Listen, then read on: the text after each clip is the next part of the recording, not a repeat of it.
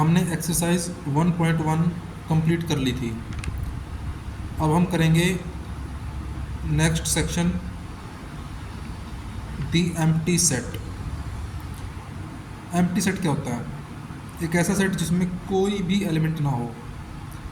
तो पढ़ते हैं, consider the set A is equal to the set of all X such that X is a student of class 11th presently studying in a school. We can go to the school and count the number of students presently studying in class 11th in the school. Thus, the set A contains a finite number of elements. We now write another set B as follows.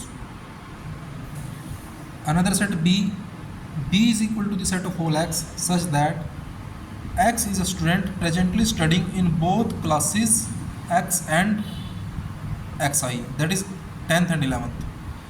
We observe that a student cannot study simultaneously in both classes 10th and 11th.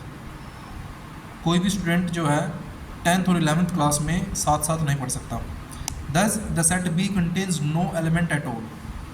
तो यहाँ पर definition बनेगी. Definition 1, a set which does not contain any element is called the empty set or the null set or the void set. According to this definition, B is an empty set while A is not an empty set. The empty set is denoted by the symbol phi और braces लिखकर बीच में खाली जगह छोड़ देंगे. मतलब खाली जगह मतलब कोई भी एलिमेंट नहीं है. We give below a few examples of empty sets. First, A is equal to the set of all x such that 1 less than x less than 2. X is a natural number. Then A is the empty set because there is no natural number between 1 and 2.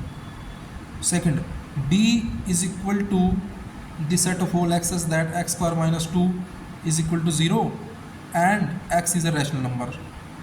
सबसे पहले हम इस equation को solve करेंगे. इसमें ये कहा गया है B उन एलिमेंट्स का सेट है जो इस इक्वेशन को सेटिस्फाई करते हैं, X square minus 2 equal to 0, और साथ ही साथ x एक रेशनल नंबर है.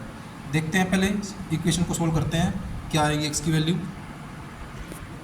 X square minus 2 equal to 0 implies X square equal to 2 implies x equal to plus minus square root 2 implies x equal to square root 2 and minus square root 2.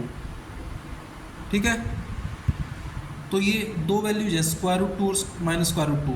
ये आपको पता है ये irrational number है और कहा गया है कि x is a rational number. तो इसका मतलब क्या है कि साथ साथ x रेशनल और इरेशनल हो नहीं सकता. तो इसका मतलब इसमें कोई एलिमेंट नहीं है सेट में. तो यहाँ पे क्या है, यहाँ पर जब हम इस इक्वेशन को सोल्व करते हैं तो स्क्वायर रूट 2 और माइनस स्क्वायर रूट 2 दो वैल्यूज़ आएंगी जो कि इरेशनल है, और यहाँ पे लिखा है कि x इज रेशनल नंबर. ठीक है, then B is the empty set because the equation x square minus 2 equal to 0 is not satisfied by any rational value of x. ठीक है ना, रेशनल वैल्यू नहीं आएगी, इरेशनल नंबर आएंगे जो कि स्क्वायर रूट 2 और माइनस स्क्वायर रूट 2 है. Third, C is equal to the set of all x such that x is an even prime number greater than 2. Then C is the empty set because 2 is the only even prime number. ठीक है. Fourth, D is equal to the set of all x such that x square equal to 4, x is odd. यहाँ पे पहले हम इस equation को solve करेंगे. x square equal to 4. ठीक है, x square equal to 4 implies x equal to plus minus square root 4 implies x equal to plus minus 2 implies x equal to minus 2 plus 2. अब ये बताओ, ये वैल्यूज़ जो हैं इवन है या ओड है? ये आपकी इवन वैल्यूज़ हैं. जैसे नंबर लाइन पे देखते हो ना आप, minus 2 even, minus 1 odd, 0 even, 1 odd, 2 even, 3 odd, ऐसे ये वैल्यूज़ इवन है.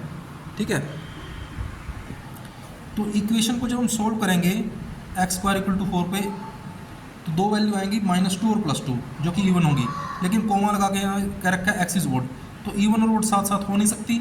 तो ये क्या है, डी एक एम्प्टी सेट होगा, क्योंकि इक्वेशन के अकॉर्डिंग तो जो एक्स ये जो x है इक्वेशन को सेटिस्फाई करेगा तो वैल्यूज इवन आएंगी, और कोमा में दे रखा है x इज ओड, तो ये इवन, ये एक एम्प्टी सेट है।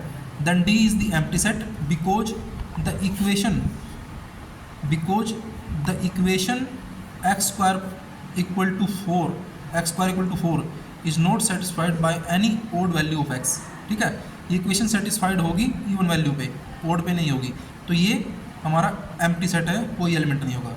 तो इस प्रकार हमारा ये सेक्शन 1.3 जो कि एम्प्टी सेट पर बेस्ड था, ये कॉन्सेप्ट क्लियर हुआ। ओके।